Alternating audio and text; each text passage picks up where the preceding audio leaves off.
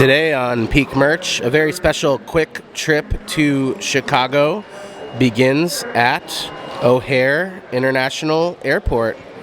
As the Camas Amnesty Box notes, Chicago was incorporated in March 4th, 1837. That's just one day after my birthday for those keeping score. Yeah, this will be a really interesting blog. We're going to see what we can find in the food merch realm. Going to be in the downtown Chicago loop. Not a lot of time to go to new places and adventure, but I want to look around. I've got a few ideas in store, and I might pop in the Architecture Center as well. So thanks for watching and being here. Join us, and we'll see what we can find. And some of the things that we show you won't be strictly merch, but maybe merch adjacent. Chicago's known for its food, hot dogs, pizza, other things which we'll uncover together. But its Chicago mix of Garrett popcorn is also pretty iconic. And while Garrett doesn't really get into the merch game, they do have limited tins that they push out every so often. This new one is for the NASCAR Chicago Street Race. It's their limited tin. So if that's something you collect and that's something you look for, pretty much any Garrett location in the city should have what you need. So yeah, Garrett popcorn. You know I'm taking a bag home for the Peak Merch Travel Companion. We love it. And for the next stop on Peak Merch's food merch tour of Chicago, we're going in the historic Palmer House, now owned by Hilton, to celebrate its 150th anniversary, which I just learned is a sequicentennial, and see what merch we can find. This is also the birthplace of a very iconic dessert, which not a lot of people know about. Even some folks from Chicago don't know that. So yeah, let's hop inside and see what we can find. The merch game has not always been strong here, but I have a good feeling that for the anniversary we'll at least find something special. So yeah, let's do it. And here above an ad for the Palmer House's matrimony package, there's a little bit about Potter Palmer, who the business magnate who built really downtown Chicago's historic State Street. Bertha Palmer, who we'll talk about in a bit, was 23 years his junior, a wealthy socialite. But it talks a bit about him building the hotel, and there's some great photos here over the years as well. So a lot of really nice history for the anniversary.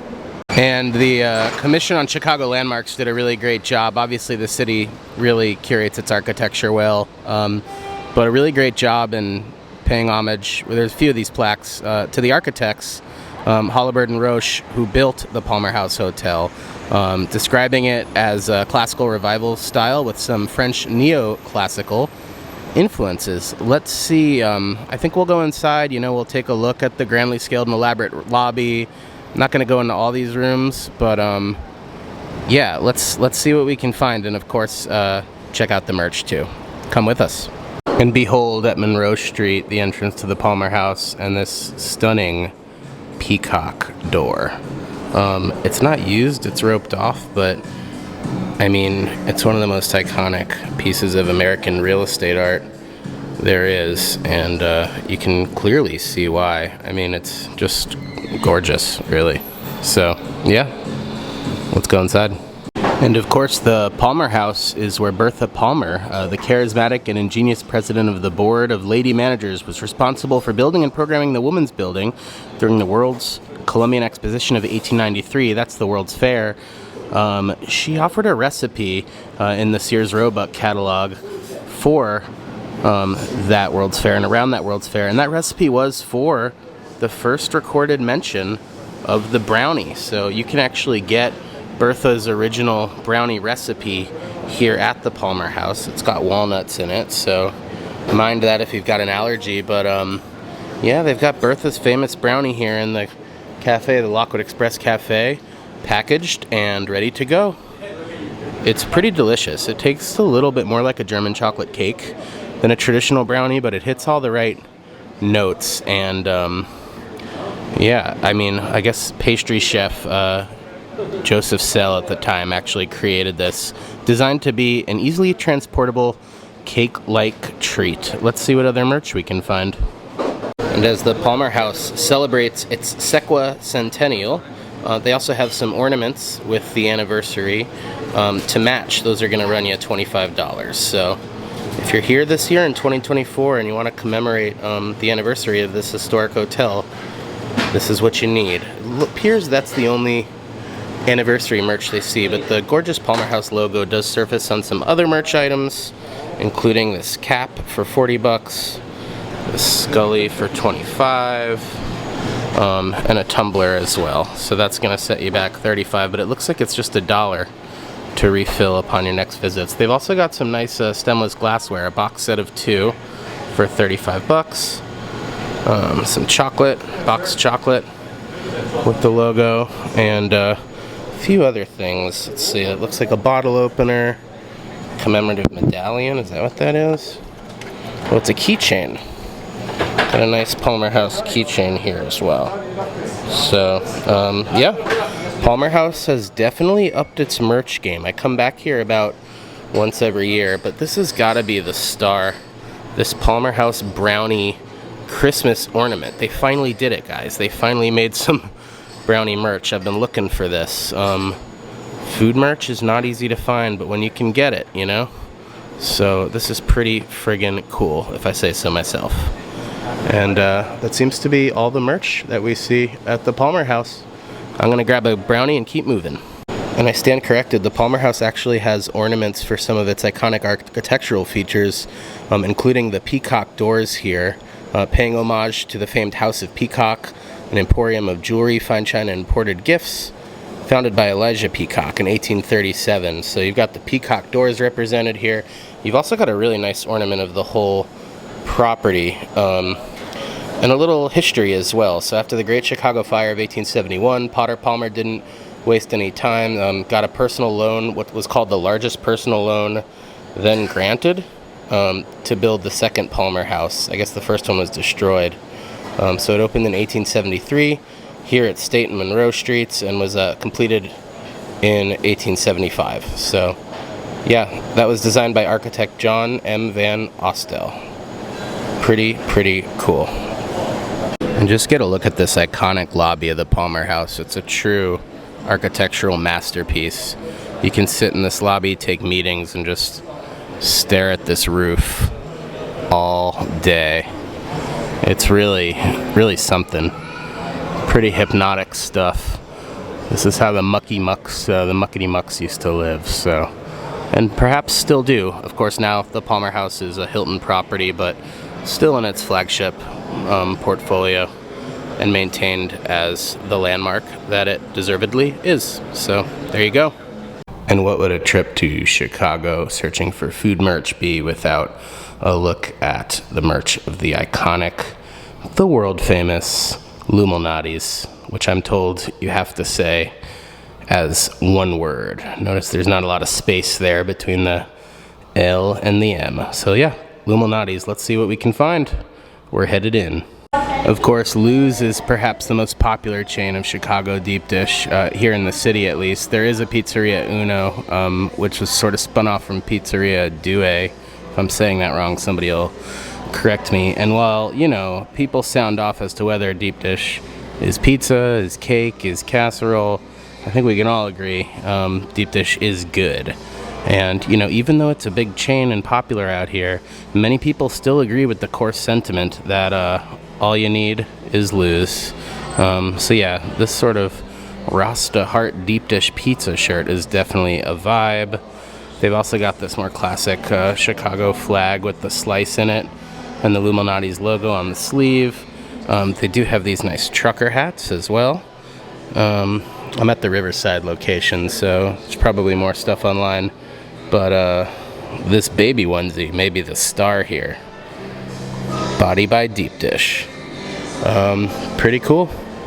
Pretty cool indeed. Of course, you can also get a lot of pizzas to go here. So, yeah, that's Lou's. And just a few more shirts here. Sweet Dreams Are Made of Cheese. Somebody call Annie Lennox. Let's see what's going on with that. And then another classic logo shirt over here, the Illuminati's logo. And finally, we'll see if I can even reach it, but there's actually a deep dish polo all the way up here. So you can actually do business while showing your love of deep dish here at Lumalnati's Riverside location. You know, I've always wanted to come here, but it's always been closed, and I don't have time to go in the museum now, but I do have time to look at the gift shop. So yeah, we're right on the river walk. You might hear some power washing behind me. We'll see how we do, but let's head inside. Yeah, the boat tours are cool, but you could get a whole history of these iconic buildings just by looking at these enamel pins here on offer. They're the iconic marine towers, of course, immortalized in Wilco's album cover for Yankee Hotel Foxtrot, but there's a lot of good stuff here to be seen. So yeah, whole education in a gift shop. Sometimes that's how it happens. These build your own Chicago sort of pull out almost like a paper doll style gifts. I thought they were postcards, but there's not. So there's the iconic Willis Tower. Just under that, just under that we've got Marine City, Marina City, excuse me. See, I'm a tourist. And then the Rookery under that as well. Wrigley Field, caught a Cubs game last night, go Cubs. And then, you know, the city's rich history of public art here, this Picasso sculpture. We even have under that an elevated train, so yeah, pretty neat. And the Chicago Architecture Center does have its own collection of branded merch as well, with its logo here. That's its logo right there. So you can find it on the sleeve of this shirt. You can find it on a backpack. You can find it on this nice tee, sort of outlining some of the more prominent buildings featured. And yeah, they've got hats. Yeah, they've got mugs. All right. They've got even one of these nice reusable tote bags, sort of an oversized tote. I'm going to have to zoom out to get it all. And some tumblers as well. So nice assortment all around. And back here at O'Hare for my return home, I'm saddened to see no hot dog merch. You know, I would have gone to Portillo's had they a storefront gift shop. There's a million of them in the city, but none that I've seen have a merch counter. If you know something I don't, give me the location where I can buy some Portillo's merch IRL, no e-commerce, and I will go there next time I'm in town. But yeah, these airport gift shops, mainly just the big sports teams. A couple of general Chicago shirts and mugs as well, but all in all, not too impressed. If I can find anything hot dog related before my flight, I will let you know. And before we leave the airport, it looks like there's merch for the Chicago Street Race, which we did miss. It took place July 6th through 7th, but love this logo and the Chicago flag incorporated into the slogan, "Everything dope about America comes from Chicago." Pretty cool. And yeah, I even went into the Gold Coast Dogs location here in Terminal L. No merch to be found. I do love that logo though. Just two dogs out for a night on the town. Well, that's going to do it for our trip to Chicago. A quick trip. We came, we saw, we snacked. Of course, the latter not on camera. Anyway, really appreciate you tuning in. This channel is an experiment. Always open to feedback and ideas. Things you want to see, things you want to know. Leave a comment down below. Thanks for tuning in. This was Peak Merch.